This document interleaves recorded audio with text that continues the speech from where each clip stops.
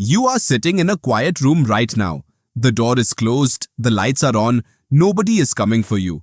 And yet, somewhere in the back of your mind, something is watching, something is waiting, something is scanning the corners of the room, even though there is nothing there. You do not notice it, but it never stops. That feeling has a name. And the real answer for why you have it is far stranger than you think. It does not come from stress. It does not come from anxiety. It comes from something that kept your ancestors alive for 2 million years. Something so deeply wired into your nervous system that modern life has not even scratched it. Your brain, right now, in this room, is still running the same threat detection software that a prehistoric human used to survive on the open savanna. And the reason it will not turn off is because it was never designed to. To understand this, you have to go back. Not a few centuries, not a few thousand years. You have to go back to a time when the night was genuinely dangerous, when the darkness was not just an inconvenience, but a killing ground. Your ancestors did not sit at the top of the food chain. For most of human prehistory, Homo sapiens were not apex predators. They were prey.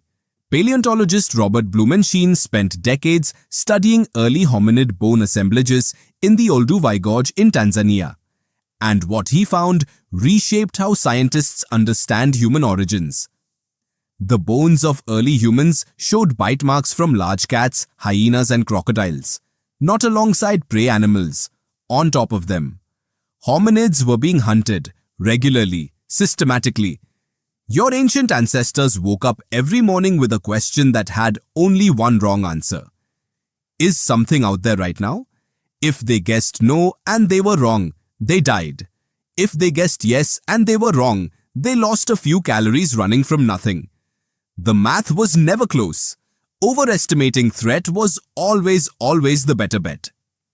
Neuroscientist Joseph Ledoux at New York University spent his career mapping what happens inside the brain when it senses danger.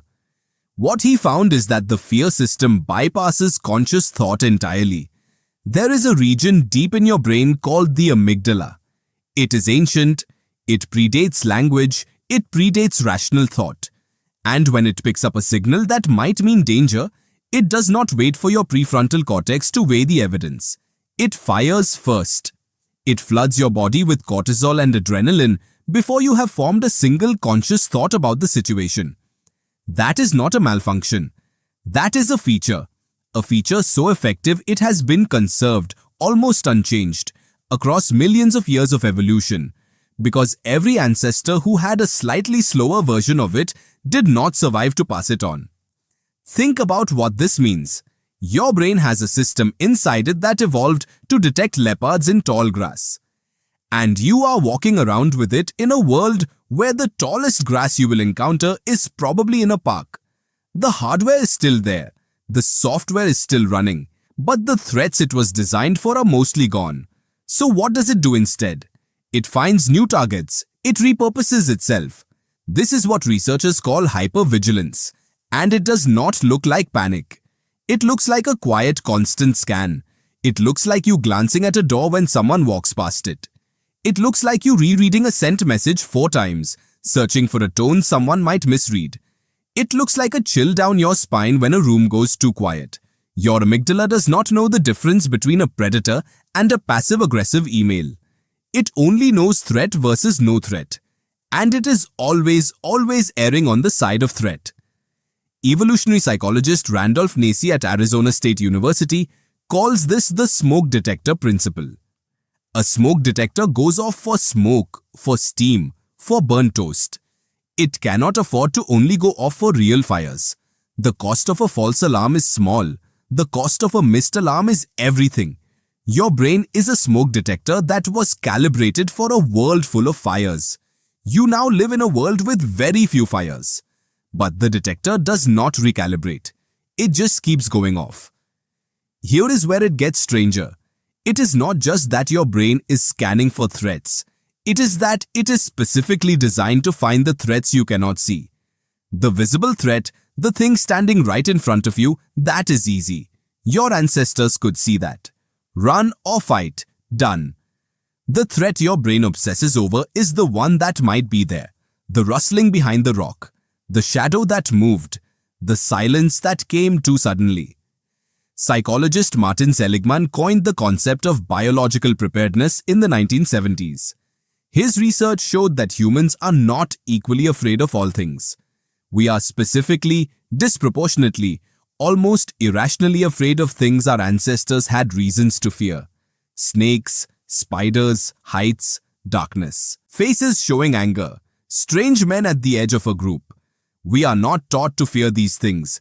The fear comes preloaded, and it is triggered faster, more powerfully, and more persistently than fears learned from experience. This is not random. It is a blueprint written into your nervous system by every human generation that survived long enough to have children. Every person who was not afraid of snakes was slightly more likely to be bitten. Every person who felt no unease in the dark was slightly more likely to walk into something that killed them. The fearful ones survived, and you are their direct descendant. Which means fear is not a weakness, it is a credential. It is proof of an unbroken chain of survival stretching back 2 million years. But here is the twist. The thing your brain is most afraid of is not actually a predator. Not anymore. The research of psychologist Roy Baumeister at the University of Queensland points to something remarkable. The greatest source of sustained threat signaling in modern humans is not physical danger. It is social rejection. Being excluded from the group, losing status, being seen as weak, incompetent, or unwanted by the people around you. And this makes complete evolutionary sense, because for your ancestors, social exclusion was not just unpleasant. It was a death sentence. A single human alone on the African savanna did not survive. Not against hyenas, not against rival groups, not against hunger and drought. You needed the group. You needed their protection, their fire, their knowledge, their cooperation. To be cast out was to be killed slowly. Your brain knew this, and it filed social rejection under the same category as a predator in the grass. That is why your heart rate spikes before a presentation. That is why you rehearse arguments in your head at 2 in the morning. That is why a snide comment from a co-worker can ruin your entire day in a way that a near miss in traffic does not. The amygdala fires the same ancient alarm for both, but the social threat persists. It loops. It cannot be outrun the way a predator can. So the brain keeps processing it, keeps rehearsing it, keeps looking for a way to resolve a threat it was never built to handle this way. Neuroscientist Matthew Lieberman at UCLA used fMRI brain scans to show that the experience of social pain activates the same neural circuits as physical pain. Not metaphorically. Literally the same regions, the same threat response, the same alarm. Your brain does not have a separate system for physical danger and social danger. It has one system, and it treats a dismissive glance the same way it would treat a thrown spear. This is your inheritance, a nervous system built for a world that no longer exists, repurposed for a world it was never designed for. You are carrying 2 million years of survival code in your head, and it fires every day. For emails, for silences, for slight changes in someone's voice, for nothing at all. And here is the part that most people never quite sit with. Your brain is not broken. It is extraordinarily good at its actual job. It kept an impossible chain of humans alive long enough to build language, agriculture, cities, and the technology you're using right now. Every fear you have ever felt is a letter from an ancestor who survived something that should have killed them. The anxiety you feel before something important is the same system that once kept watch through the night so your bloodline would make it to morning. You will still feel it. The quiet scan in an empty room. The spike before you speak in public. The loop at 2 in the morning about something someone said. You will feel it because it is woven into you at a level far below thought or choice. But now you know what it is. It is not weakness. It is not failure. It is a system that worked over and over again for longer than civilization has existed. You are not broken. You are the result.